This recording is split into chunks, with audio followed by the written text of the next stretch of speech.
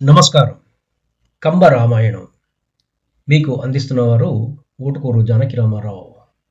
తమిళ మహాకవి 10వ శతాబ్దంలో రాసినటువంటి రామావతారం అనేటువంటి కథ రామాయణ కథ. ఆ రామాయణ కథను డాక్టర్ హెచ్వి హండే గారు ఆంగ్లంలో అనువాదం చేయగా ఆ అనువాదం చాలా పెద్దది, చాలా విస్తృతమైనటువంటిది. ఆ అనువాదాన్ని చదివి నేను దానిలో ఉన్న సొగసును చూసి స్వేచ్ఛగా అనువదించి, అంటే మక్కి కాకుండా స్వేచ్ఛగా అనువదించి మీకు అందిస్తున్నటువంటి కంబరామాయణం నేడు 18వ రోజు. సీత రాముడు. ఇప్పుడు సీతారాముడు. పాలనురగ వంటి పట్టుధోవతి ధరించిన రామయ్యను చూసిన వారికి నీలి సముద్రము పాల సముద్రము సంగమించినట్లుగా అగుపించింది. సర్వాంగ సుందరంగా రామయ్యను పెళ్లి కొడుకుగా అలంకరింపజేశారు ముత్తైదువులు. భూసురులకు భూరిదానములొసగి పెండ్లిపీటల మీద ఆసీనులయ్యారు వధూవరులు. గాజులు సవరించుకునే మిషతో మరి ఒక్కసారి ఓరకంట చూసింది సీతమ్మ. రామయ్యతో కలిసి సీతమ్మ అగ్నివేదిక చుట్టూ 7 అడుగులు వేసింది, సన్నికళ్ళు తొక్కింది. అరుంధతీ మాతకు సాష్టాంగ నమస్కారం చేశారు దంపతులిరువురు. వశిష్ఠ విశ్వామిత్రాది బ్రహ్మర్షిగణము కురిపించిన ఆశీస్సుల జడివానలో సీతారాములు తడిసి ముద్దయినారు. దశరథ మహారాజుకు నమస్కరించారు దంపతులిద్దరు. సీతారాములు మొదట కైకమ్మ ఆశీస్సులు తీసుకున్నారు. పుట్టినది కౌసల్యామాతకైనా పెరిగినది మాత్రము కైకమ్మ ఒడిలోనే.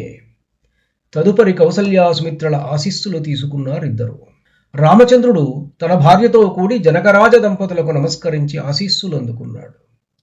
అదే శుభముహూర్తానికి లక్ష్మణునకు ఊర్మిళతో, భరతునకు మాండవితో, శత్రుఘ్నునకు శృతకీర్తితో వివాహమయ్యింది. సీతమ్మ చెయ్యి పట్టుకుని తన విడిది భవనంలోకి ప్రవేశించాడు రామచంద్రుడు. ఆ శ్రీ మహాలక్ష్మిని మహావిష్ణువు ఎప్పుడు ఏ వేదికపై వివాహం చేసుకున్నాడో ఆ వైభవమెంతో, ఆ అమ్మను కన్యాదానము చేసిన వారెవరో, ఆ అయ్యను పెండ్లి కొడుకుగా అలంకరింపజేసి తరించిన వారెవరో మనకేమాత్రమూ తెలియదు. కానీ ఇప్పుడు జనకరాజసుత దశరథ సూనుడు ఒక్కటయ్యే శుభముహూర్తంలో 3,000,000 దేవతలు, బ్రహ్మర్షులు, రాజర్షులు, దివి నుండి పూలవాన కురిపించే దేవతా సమూహము, ఇంద్రుడు ఇంద్రాణితో, శివమహాదేవుడు పార్వతీదేవితో, బ్రహ్మదేవుడు సరస్వతీదేవితో విచ్చేసి తిలకించిన వివాహం అది. వైభవము అనే పదము సరిపోదు ఆ వైభవాన్ని వర్ణించడానికి. తను వచ్చిన పని అయిపోయింది. రామచంద్రుడిని సకల శస్త్రాస్త్ర కోవిదుడిని చేశాడు. లోకం ముందు జగదేక వీరుడిగా నిలిపి ఆయనను కళ్యాణరాముడిగా కనులారా కాంచాడు. మనసారా కొత్త దంపతులను దీవించి హిమాలయాల బాట పట్టాడు విశ్వామిత్రుడు. మరికొన్నాళ్లు జనకుడి ఆతిథ్యంలో గడిపిన దశరథ మహారాజు ఒకరోజు నవదంపతులను వెంట నిడుకొని పరివారంతో అయోధ్యకు బయలుదేరాడు. ఆయన మార్గానికి కుడివైపున నెమళ్లు పురివిప్పి నాట్యం చేయగా ఎడమవైపున కాకులు వలయాలుగా తిరుగసాగాయి. ఏదో కీడు శంకించింది ఆయన మనస్సు. శకునాలను అధ్యయనం చేసి ఫలితాలను చెప్పగల నిపుణులను రావించాడు దశరథుడు. రాజా, నీకేదో గొప్ప ఆపద రాబోతున్నది, కానీ అది నీకు లాభంగా పరిణమించబోతున్నది అని తెలిపారు ఆ పండితులు. అంతలో రానే వచ్చాడు రాజకులాంతకుడు పరశురాముడు. ఆయన శరీరం నుండి మండే అగ్నిపర్వతంలా క్రోధజ్వాలలు ఎగసెగసి పడుతున్నాయి. పచ్చి పుండు వలె ఎర్రగా ఉన్న కన్నుల నుండి క్రోధాగ్ని కణాలు రాలుతున్నాయి.